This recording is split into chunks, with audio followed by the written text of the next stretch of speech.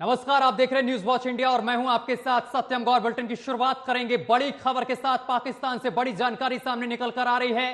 पाकिस्तान के ग्वादर में Balochistan liberation army पर हमला हुआ है। बड़ी जानकारी इस वक्त की। 4 चीनी नागरिक और 9 पाक सैनिकों को मार गिराने का दावा। बड़ी जानकारी इस वक्त की। चीनी इंजीनियरों को लेकर जा रहे काफिले पर हमला हुआ है। बड़ी जानकारी इस वक्त की आपकी टीवी स्क्रीन पर, जहां आपको बताते चले कि चीनी इंजीनियर को ले जा रहे काफिले पर हमला हुआ है। पाक सुरक्षा बलों की मुठभेड़ में 2 अलगाववादी भी मारे गए हैं। बलूचिस्तान लिबरेशन आर्मी ने हमले की जिम्मेदारी ली है। तो बड़ी और अहम जानकारी इस वक्त की आपकी टीवी स्क्रीन पर, जहां आपको बताते चले कि बड़ा हमला हुआ है और इस हमले के बाद पाक सुरक्षा बलों की मुठभेड़ में 2 अलगाववादी ढेर कर दिए गए हैं। तो बड़ी जानकारी आप तक पहुंचा रहे हैं।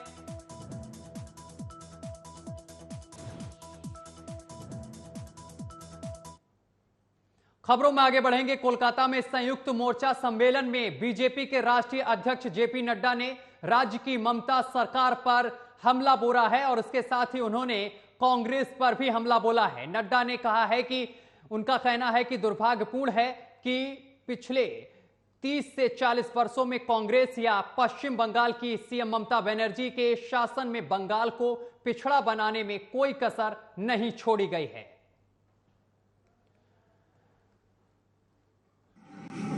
ऐसे प्रेरणा स्थली पर मां का आशीर्वाद लेने का मौका मिला। मां से मैंने प्रार्थना की, कामना की कि मुझे, मेरे साथियों को, मेरी पार्टी को आप शक्ति, ऊर्जा, ताकत प्रदान करें ताकि हम पूरी ताकत से प्रधानमंत्री मोदी जी के नेतृत्व में मां भारती की सेवा में पूरी ताकत से लगे और भारत को एक विकसित राष्ट्र के रूप में, नहीं सिर्फ भौतिक रूप में बल्कि आध्यात्मिक जगत में भी जो भारत का स्थान रहा है वो और आगे बढ़े। और इसी बीच दिल्ली से एक बड़ी जानकारी सामने निकल कर आ रही है। दिल्ली पुलिस ने जारी की है ट्रैफिक एडवाइजरी। बड़ी खबर इस वक्त की। 14 अगस्त की रात से लाल किले के आसपास रहेगा डायवर्जन। बड़ी जानकारी इस वक्त की। भारी वाणिज्य वाहनों की आवाजाही रहेगी प्रतिबंधित। बड़ी जानकारी आप तक पहुंचा रहे हैं। 15 अगस्त की सुबह 11 बजे तक प्रतिबंधित रहेगी ये तमाम बड़े वाहनों की आवाजाही। सुरक्षा व्यवस्था को लेकर कड़े इंतजाम भी किए गए हैं। बड़ी जानकारी इस वक्त आप तक पहुंचा रहे हैं, जहां पर आपको बताते चले कि पुलिस ने ट्रैफिक एडवाइजरी जारी की है। तो दिल्ली से यह अहम जानकारी। 15 अगस्त को लेकर सुरक्षा व्यवस्था दिल्ली में कड़ी कर दी गई है।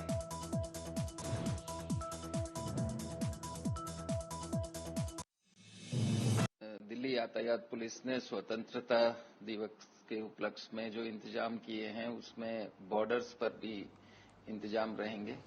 14 तारीख की रात को 10 बजे से जो हैवी व्हीकल्स हैं, कॉमर्शियल ट्रैफिक है, मीडियम गुड व्हीकल्स हैं, उनकी आवाजाही बंद कर दी जाएगी। 14 की रात से 10 बजे से लेकर 15 के जब तक इंतजाम पूरा होता है, जो तकरीबन 11 बजे के आसपास का टाइम हम लोग रखते हैं।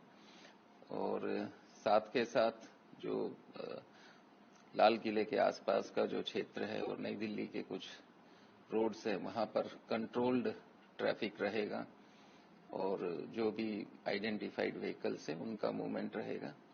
रूट्स जो आइडेंटिफाइड रहते हैं हर साल की तरह, उस पर भी कंट्रोल्ड मूवमेंट किया जाएगा। रही बात जो पुलिस कर्मियों की डिप्लॉयमेंट की, खासतौर पर यातायात पुलिस के पुलिसकर्मियों की, तकरीबन 3000 लोगों का डिप्लॉयमेंट दिल्ली यातायात पुलिस के कर्मियों का रहेगा। साथ के साथ एडुकेट नंबर में क्रेन्स का डिप्लॉयमेंट रहेगा। पब्लिक फैसिलिटेशन बूथ, पीए सिस्टम्स वगैरह विभिन्न पॉइंट्स पर लगाए गए हैं। जो नागरिकगण स्वतंत्रता दिवस समारोह में आएंगे उनके लिए पार्किंग प्लेसेस आइडेंटिफाइड हैं और विभिन्न राज्यों के जो प्रतिनिधि हैं, लोग आएंगे, राजनयिक आएंगे, विशिष्ट और जो गणमान्य व्यक्ति आएंगे, सभी के लिए जो है डिफरेंट टाइप्स की जो पार्किंग प्लेसेस आइडेंटिफाइड है उनका समुचित इंतजाम किया गया है। और प्रयास ये किया गया है कि जो भी इसेंशियल सर्विसेज हैं वो प्रभावित नहीं हो, उनके लिए भी एक डिटेल में ट्रैफिक एडवाइस। और एक और बड़ी जानकारी नोएडा से सामने निकल कर आ रही है। नोएडा अथॉरिटी बोर्ड ने न्यू नोएडा को मंजूरी दी है। एनसीआर में नया नोएडा बनाया जाएगा। नए नोएडा में बुलंदशहर के भी 60 गांव शामिल हैं। गौतम बुद्ध नगर के 20 गांव और बुलंदशहर के 60 गांव शामिल हैं। न्यू नोएडा को विशेष निवेश क्षेत्र घोषित किया गया है। वहीं हाउसिंग, कमर्शियल और उद्योग के लिए विशेष आर्थिक क्षेत्र। तो बड़ी जानकारी इस वक्त की आप तक पहुंचा रहे हैं, जहां पर आपको बताते चले कि नोएडा अथॉरिटी ने न्यू नोएडा को मंजूरी दे दी है और इसमें गौतम बुद्ध नगर के 20 गांव और इसके साथ ही बुलंदशहर के 60 गांव शामिल होंगे। न्यू नोएडा को विशेष निवेश क्षेत्र घोषित किया गया है। तो बड़ी जानकारी इस वक्त की आपकी टीवी स्क्रीन पर नोएडा से हम आप तक पहुंचा रहे हैं। खबरों में आगे बढ़ेंगे। शरद पवार और अजीत पवार के सीक्रेट मुलाकात के बाद महाराष्ट्र में अटकलों का जो दौर है वो जारी हो गया है। सूत्रों के मुताबिक अजीत पवार ने शरद पवार को मनाने की कोशिश की है, लेकिन शरद पवार नहीं माने हैं। शरद पवार को मनाने के लिए अजीत पवार ने यहां तक कहा है कि आपके कुछ विधायक हमारे संपर्क में हैं और वो आना भी चाहते हैं हमारे साथ, जिस पर शरद पवार ने कहा है कि जो जाए उन्हें नहीं रोकेंगे, लेकिन वे खुद नहीं आने वाले हैं। इसी बीच एक और बड़ी जानकारी सामने निकल कर आ रही है। समाजवादी पार्टी की राज्य कार्यकारिणी घोषित। बड़ी जानकारी इस वक्त की, जहां आपको बताते चले कि समाजवादी पार्टी की राज्य कार्यकारिणी घोषित। 182 सदस्यीय राज्य कार्यकारिणी घोषित। नरेश उत्तम पटेल को बने अध्यक्ष। तो नरेश उत्तम पटेल को अध्यक्ष बनाया गया है। राजकुमार मिश्रा को कोषाध्यक्ष बनाया गया है। 4 उपाध्यक्ष, 3 महासचिव, 60 सचिव बनाए गए हैं। आजम खान के बेटे अब्दुल्ला को भी मिली है जिम्मेदारी। आजम खान के बेटे अब्दुल्ला को सचिव बनाया गया है। बड़ी जानकारी इस वक्त की। खबरों में आगे बढ़ेंगे, बात करेंगे छत्तीसगढ़ की। छत्तीसगढ़ के सीएम भूपेश बघेल ने प्रियंका गांधी वाड्रा पर दर्ज एफआईआर पर बोलते हुए कहा है कि जब ठेकेदार खुद लिख रहे हैं कि 50% कमीशन लिया जाता है, तो इससे ज्यादा क्या सबूत चाहिए। एफआईआर दर्ज करने से सच नहीं छिपेगा।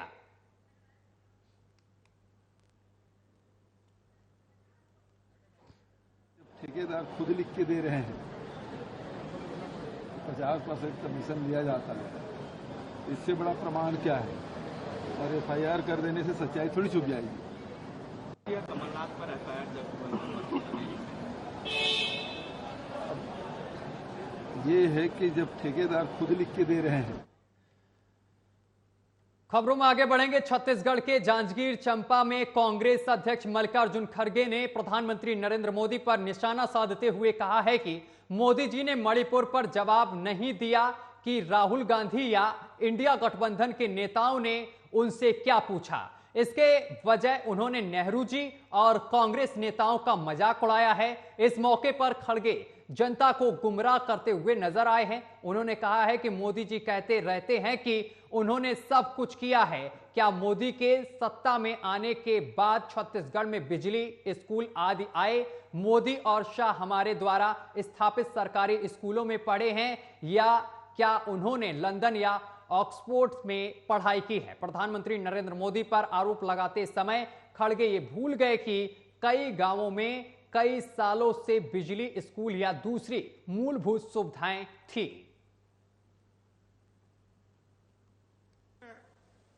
अपना उत्तर कैसा दिया जब राहुल जी वहां पर अपनी बात रखे लोकसभा में? उस प्रश्न का जवाब तो उन्होंने नहीं दिया अपने तकरीर में। और जो राहुल जी खुद जाके आंखों देखी खबर वहां रख रहे थे, उसका भी जवाब उन्होंने नहीं दिया। हमारे पार्टी के, हमारे 26 पार्टी के लोग मिलके जो एक गठबंधन बनाए हैं, उन लोगों का भी जवाब उन्होंने नहीं दिया।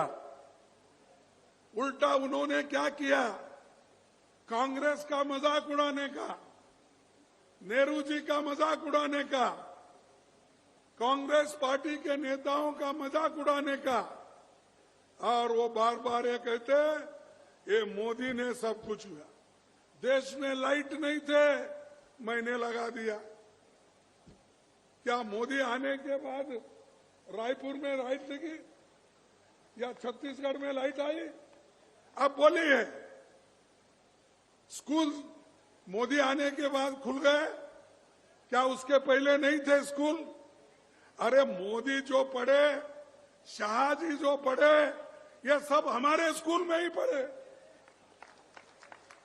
नहीं तो क्या कहा ये लंदन जाके पढ़े? क्या ऑक्सफोर्ड स्कूल में जाके पढ़ के आए? अरे हमारे सरकारी स्कूल में ही पढ़े। या नहीं है तो हमारे लोग जो स्कूल निकालते थे उसमें पढ़े। और ये लोग पूछते हैं हमको, अरे गिलास में दो भाई तो ये लोग हमको पूछते हैं कांग्रेस पार्टी 70 साल में क्या किया। खबरों में आगे बढ़ेंगे, बात करेंगे हरियाणा की। हरियाणा के नूह में फिर से ब्रजमंडल यात्रा निकालने की तैयारी की जा रही है।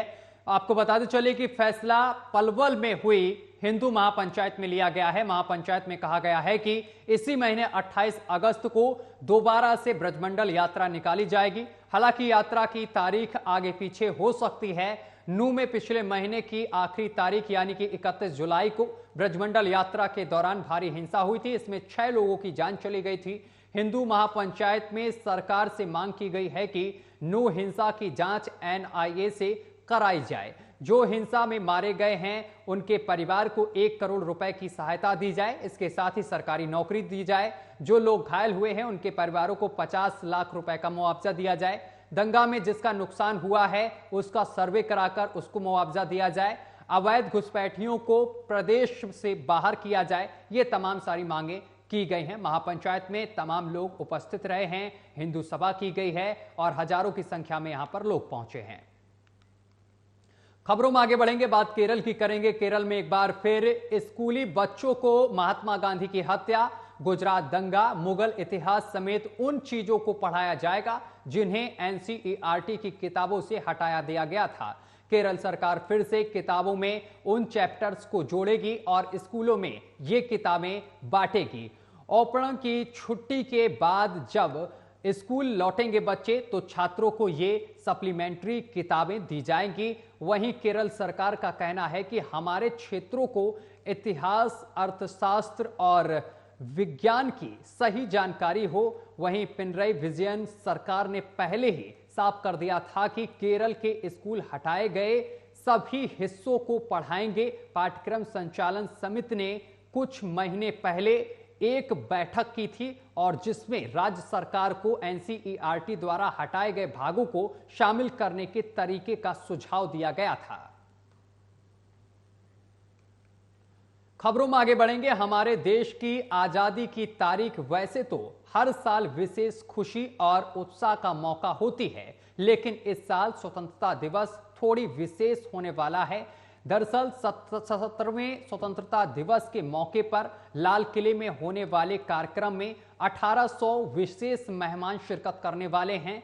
सरकार के जन भागीदारी कार्यक्रम के तहत इन विशेष मेहमानों को आमंत्रित किया गया है। 1800 लोगों को लाल किले में आयोजित होने वाले ध्वजारोहण कार्यक्रम के लिए आमंत्रित किया गया है। उनमें 660 वाइब्रेट गांव के 400 सरपंच शामिल हैं और इसके अलावा किसान उत्पादन संगठनों से जुड़े 250 लोग, प्रधानमंत्री किसान सम्मान निधि योजना और प्रधानमंत्री कौशल विकास योजना के 50-50 लाभार्थी, 50 श्रम योगी जिन्होंने सेंट्रल विस्टा प्रोजेक्ट और नए संसद भवन के निर्माण में योगदान दिया।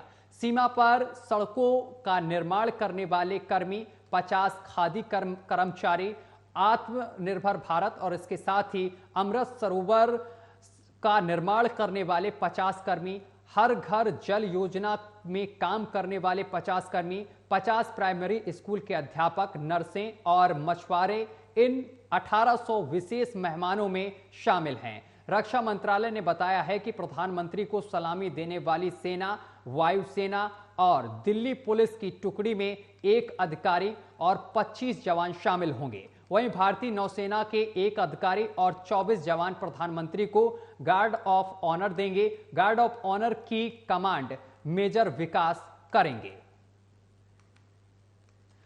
खबरों में आगे बढ़ेंगे। अब बात करेंगे जम्मू कश्मीर की। जम्मू कश्मीर के उपराज्यपाल मनोज सिन्हा ने स्वतंत्रता दिवस से पहले आजादी का अमृत महोत्सव मनाने के लिए डल झील के किनारे AKICC से बोटेनिकल गार्डन तक तिरंगा रैली निकाली है। इस दौरान उन्होंने तिरंगा रैली को हरी झंडी दिखाई है।